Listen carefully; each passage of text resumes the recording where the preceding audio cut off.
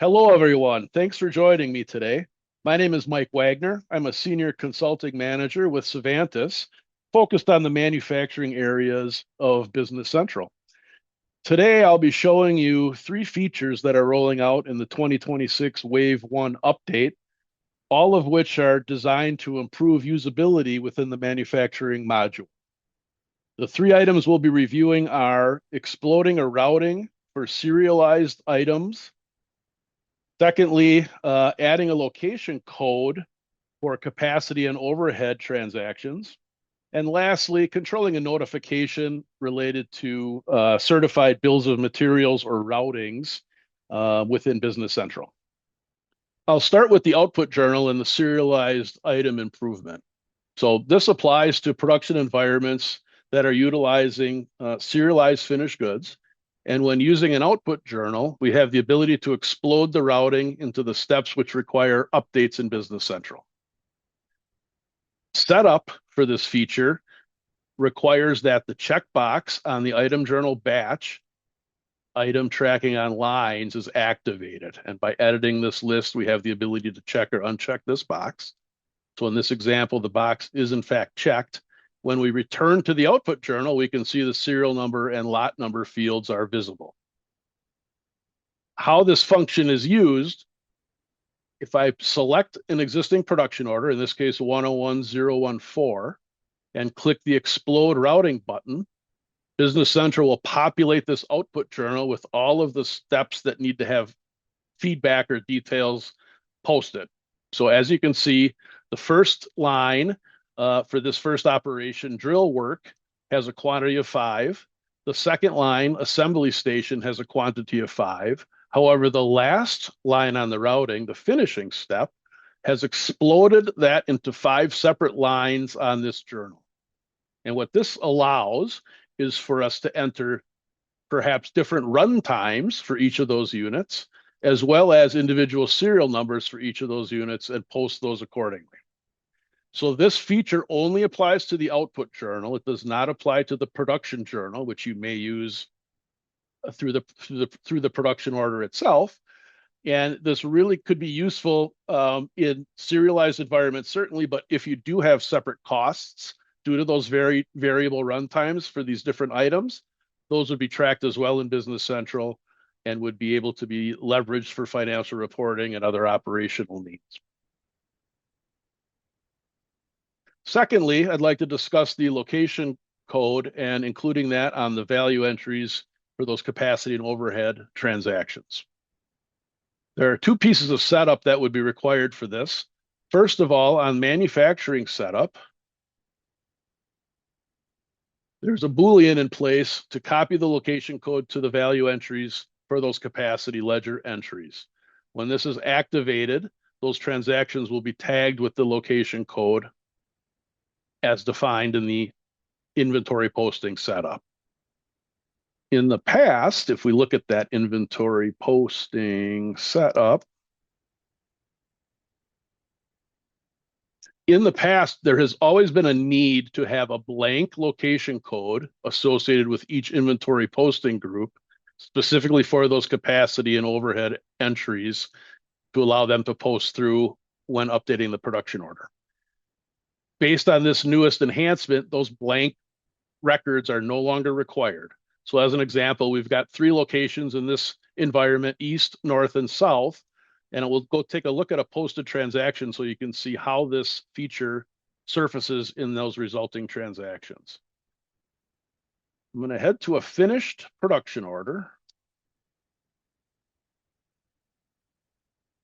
And we will open the posted transactions for production order 101009. So this is a finished order.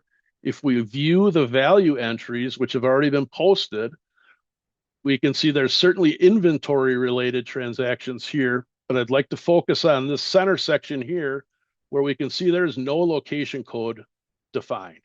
And these are for capacity and overhead or labor transactions, finishing and assembly steps, as well as drill work. We can see again, no location code associated. This was processed prior to setting that Boolean on the manufacturing setup. If we move to a recent order after that setup, 101012 and navigate to those value entries on this page, what you'll see is for all of those capacity and ledger entries finishing assembly station and drill work, which in the prior example did not have a location code associated, now show a location code as part of that transaction. Benefit here is really related to organizations that may have multiple locations that are executing manufacturing, that there'd be a very specific assignment of the location code to that capacity or overhead transaction for further evaluation from a financial standpoint. Again, as I mentioned, no longer is the blank inventory posting setup required. And this also supports different WIP, labor, variance, and inventory posting accounts by location, as those could be defined back on that inventory posting setup page.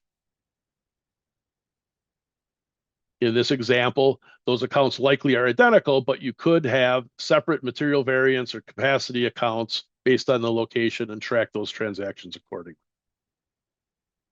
Lastly, the third enhancement I'd like to display is related to notification settings as that relates to BOMs and routings.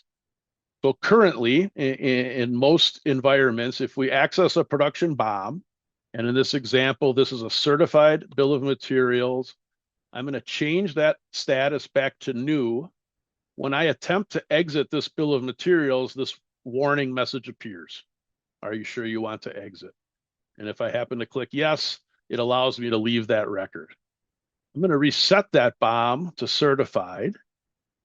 Then we're going to go look at a setup as related to that notification. So in the My Notifications page, if we scroll down to the bottom section, we can see a setting for warn about non-certified production BOMs and routings. At this point, it's ticked, which is why that warning message appeared when I attempted to exit a non-certified bill of materials. If I activate editing on this list,